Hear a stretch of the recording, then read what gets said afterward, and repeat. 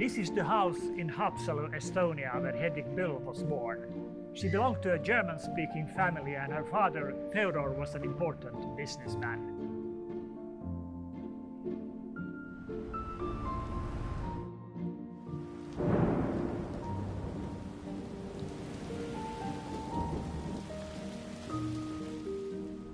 One day a piece of news broke in the college that an important preacher from Frankfurt had arrived. The preacher was telling about the Mount Ararat that Noah rested upon. The preacher had eyewitnessed the Christians being martyred.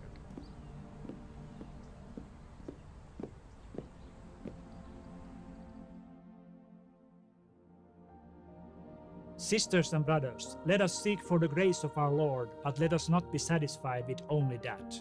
Our association organizes fundraising for the Armenian orphans, establishes orphanages, schools, and it is now in a dire need for female teachers. Teachers who could partially replace their own victimized mothers.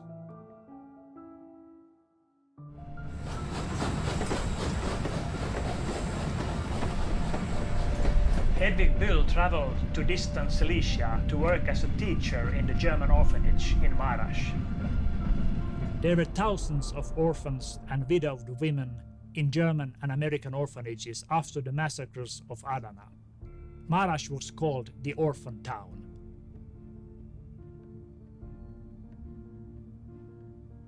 The young, light-hearted Estonian woman must have been confused and full of contradictory feelings when she entered the doors of the fatal orphanage. And she had barely gotten used to the new situation when genocide reached Maraş.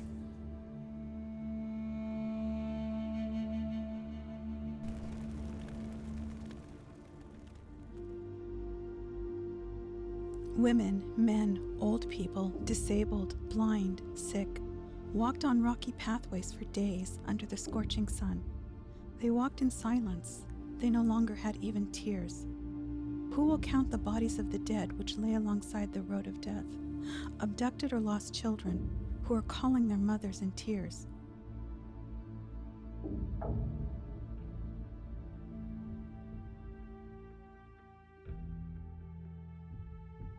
In 1918, the order came from Constantinople for all orphans to be exiled, older boys with their hands tied on their back. How did young teacher Hedvig Büll manage to dissuade the Turks and save those children? It's difficult to imagine, but the fact is that the order was not carried out.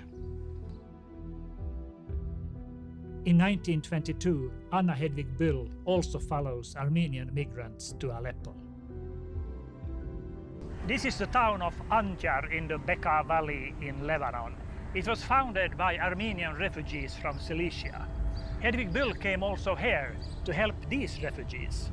From Aleppo to Beirut, from Beirut to Aleppo, from one refugee camp to the other, from one country to the other. She was always there, standing with suffering Armenians. Anna Hedvig puts to use all of her diplomatic ties and abilities.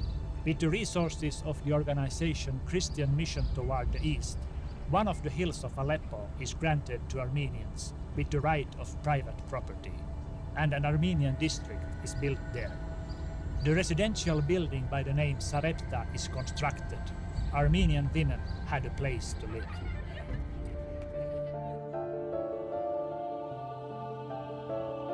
Hedvig Büll doesn't manage even to enter Soviet Armenia.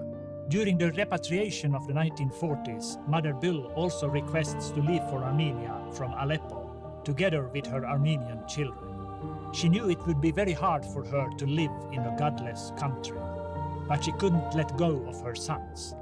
Büll is not declined. She is even offered to get on board the second ship in more convenient conditions. She bids farewell to everyone who leaves with the first ship and waits for her turn. Soon it becomes clear there is no second ship leaving for Armenia.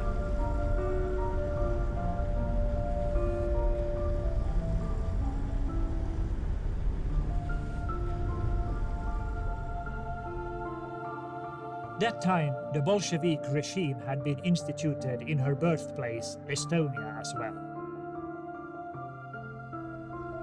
Her Estonian passport was no longer valid. Büll gathers her belongings, a little suitcase, and leaves for Germany in silence. She was already 64 years old.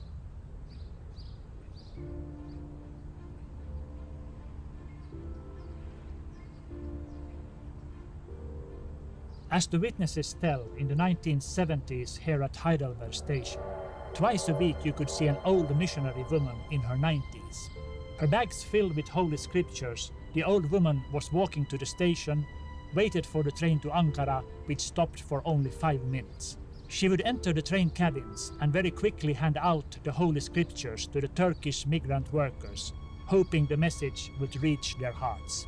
That woman was missionary Hedvig Büll. Hedvig Büll spent her last years in this home for retired missionaries in Waldwimmersbach near Heidelberg.